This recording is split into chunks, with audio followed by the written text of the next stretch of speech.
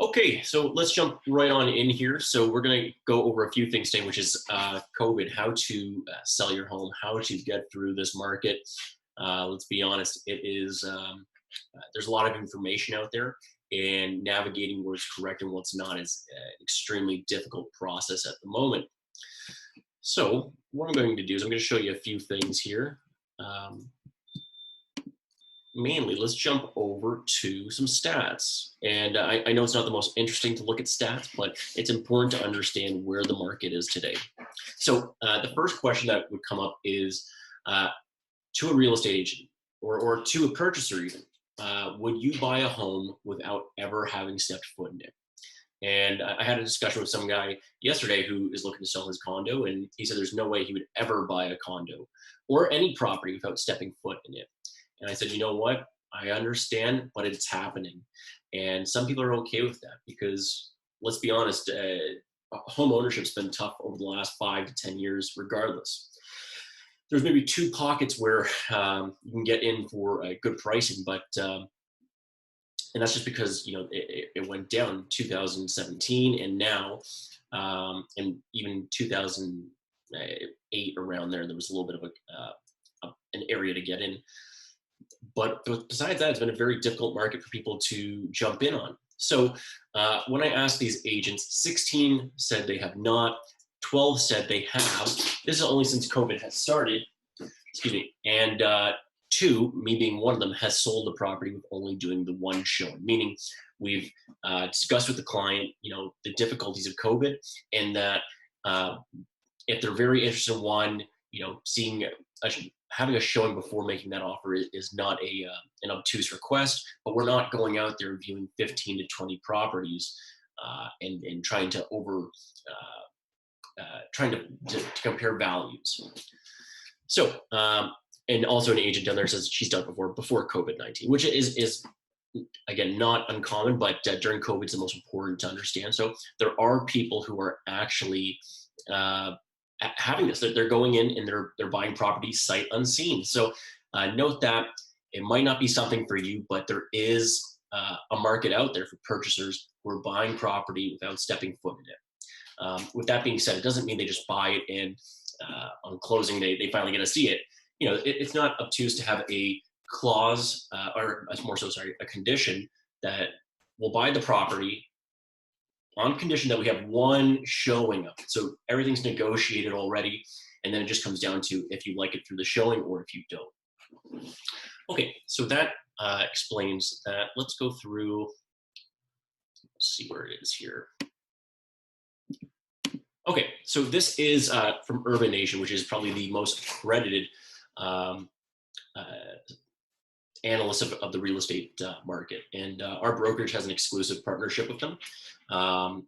And one thing to note is how a realtor judges the market is something called months of inventory. Months of inventory can mean how many purchases versus how much inventory is outstanding.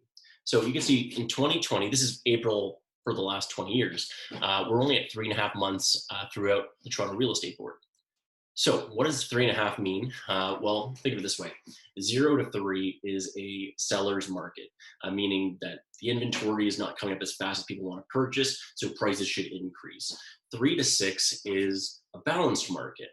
With a balanced market, you might see some price up, some price down, but generally speaking, it's an even out process. And anything over 6 is a buyer's market. So the main thing that people are saying, I've had 2 neighbors I met for the first time, and when I tell them I'm a real estate agent, the first thing they ask is, tough market, eh? It must really slow down. Well, this is proof that in April at least, that it's not, it hasn't really, it's a balanced market. So there's just enough purchases, enough sales that they're sort of evening out. More so, it's just verging on to being a seller's market still. So the next question somebody might have is, how is that possible? Well, so we dropped our inventory level dramatically. In addition, we also dropped the number of transactions, both basically between 63 to 70%. So they almost even each other out. And if we were looking at it, we're actually getting a little bit more action from where we were in the last 2 weeks of March, even to where we are now in May. Okay. here's what you need to know for average price. So look at it for like this. April is only, we're up just basically where we were a year over year. So from where we were last April. What I want you to focus on is the 2018 and the 2008. So what were those? Well, this is the recession, right? So this is the impact. Sorry. And then the next one, 2018 or 2017-18, was the government implementing new rules for purchasing and mortgage restrictions. So where we are now is nowhere where we were before. So the question people are having is, well, we haven't got through this yet. We don't know where we're going to land. I don't know where we're going to land, but I can look at sources that are highly credible to get their theories of what's going to happen. CMHC, which is the basically if you're paying anywhere from 5 to 20% of the down payment, you pay into CMHC. They think at the maximum, the market would drop 18%. Now, 18% is huge, okay? So it gets a lot of links. People are checking out their article to read it. You look at everybody else, they're really saying between 5 to 10%. And if that were accurate, you know, in 2018, the sky didn't fall. Most people don't even recognize that, you know, only 2 years ago, we had such a dramatic loss as well. So the question is, will it really hurt us that much?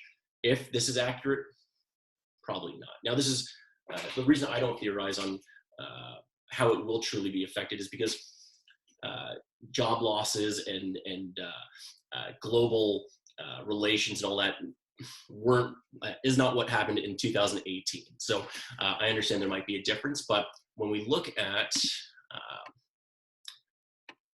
sorry, let me pop over here. So CMHC forecast is for pessimistic big bank economists. CIBC expects 5 to 10% difference. Royal Bank of Canada expects a 7% decline. And BMO expects a 5%. Bank of Montreal expects 5% as well. So these are not dramatic. Oh, sorry, my phone's going off. I should have silenced that. Now, the question is, why are people still buying? Well, okay, like I said before, there's been such a long period of time where people wanted to get into the market and they've never had the opportunity. There's multiple offers and the prices are rising too quickly for them to even catch it.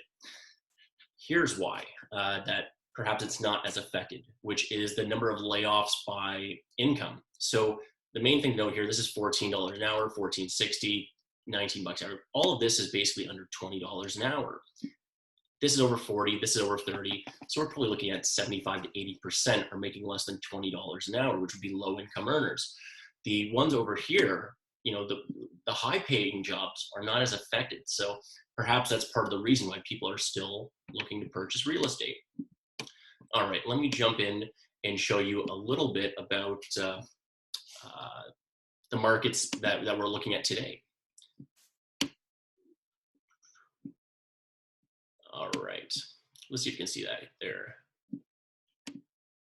Okay, so first thing I'm gonna do, this is Pickering, okay? The reason I'm using Pickering and not Toronto is because a lot of people are gonna say, well, you're using Toronto statistics and it's a selling point that, you know, Toronto might not be as affected as outside the immediate area. Well, Pickering neighbors Toronto, right? And it's obviously not as hot of an area, but what we see here is this is the active sales, and this is the sales of the month of April. Now, I wouldn't use May because the full analytics are not finished yet. There's still, 9 days of sales. However, if we look at 110 detached are active, 26 of them had sold. We would add those two together and then divide by 26, and it would give us the months of inventory for that type of property. The most simple one is the townhomes here. Well, so there were 35 townhomes that were available, 10 sold. We're at a 3.5 months of inventory for townhomes. So it's really not that scary when we look at it like that. And this is the proof. This is the sales. So whatever you're hearing on the news might be a dramatization.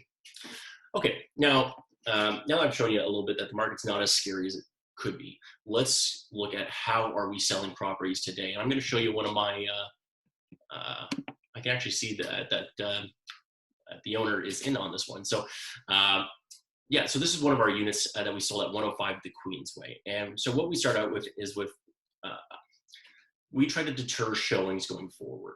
So we provide a website much like what you see here. It has rotating images of the unit, a breakdown and an overview of what's included, the amenities, everything's written down. We have a video. Now, if you have a tenanted property, we're going to stray away from perhaps having the agent in the video. And that's only because, we want to minimize any impact we have on them. However, in this one, for example, it was, a video where we go through the building and we explain these things. 802. I have 3 reasons why this is a perfect listing for you. Okay, and I'm not going to show you the whole thing because it would be too long, but we go over the details of what's included in the unit. We're also providing the ability for some purchasers who are interested to have us do a personal walkthrough as the listing agent, and we can show you whatever you need. That is if we are not having showings in those properties. And then, of course, we have the photos which they can select and look at, and a floor plan. Now, this one, this is actually the building's floor plan, so that's why we use this. However, not every building will provide that to us. And, of course, detached, semi-detached, any freeholds, there usually isn't one. So what do we do in those scenarios? Well, let me pop over here and show you. So these are, we refer to this as a dollhouse, basically. And this is an overview floor plan of the property. Not the same property, but of a property. And if you wanted to get the full idea of the floor plan, you can do so. You can actually do measurements as well. So if I wanted to measure, oh, sorry. Here we go. Let's see if I can do it here. So if I want to measure the doorway, right? Of course, I could zoom in and get a little bit of a better measurement, but you see it says 2.9 feet. So there's a great way of sort of getting some of the on-site features that you need, which is like distance and focus. So we can then go back to the dollhouse if we want and say, you know what, I want to check out the master bedroom. So you click on it, and now you can rotate around as much as you want. You can check the ceiling, the floors. Basically, you can get a true unedited, and sorry, when I say unedited, I mean not photoshopped and glamorized look at what the property truly is. And you can jump around from room to room. So although this is not the same as it was, it is a great alternative to showing people property. Okay, so let's just finish off with the last few things here, which is the process. So before, you used to have to go in and meet your lawyer, provide some ID, and you close based on that. The lawyer proves that he's seen who you are and can attest to that. Now lawyers are doing Zoom, much like we're doing right here, and they're pieces of ID, basically having meetings much like we were now. So in that instance, you actually don't have to leave your own residence to close the property. Other instances, such as home inspections, home inspectors are now allowed in the property by themselves, and they can walk around and then give you your report. Again, it's nice to be in the property because on-site conversation can sometimes spark up concerns that you don't get in a report. But these are great alternatives at the moment. So if you were to sell your property and these were the only options, could you then perhaps see yourself maybe interested in making an offer on a property like this conditional? I've done the walkthrough, I've seen the video, I've seen the photos, I've seen the floor plan. Perhaps you might change your mind now and say, you know what, it's not that obtuse to make an offer conditional upon viewing this property.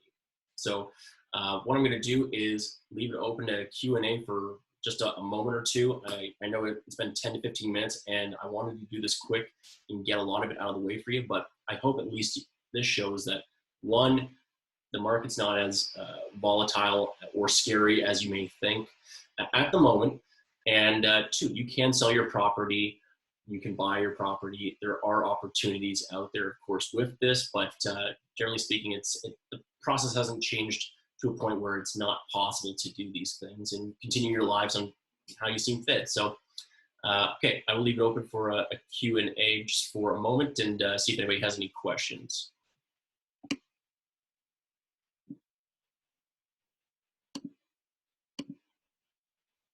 No? Okay, well, that is me. Thank you very much. And on Tuesday, we're going to do a landlord series, Landlord 101, and the problems that COVID's affecting with that, as well as just if you're looking to get into that investment market, you're seeing perhaps opportunities come up to figure out if it's really worth it to you. Okay, have a good one. Thank you.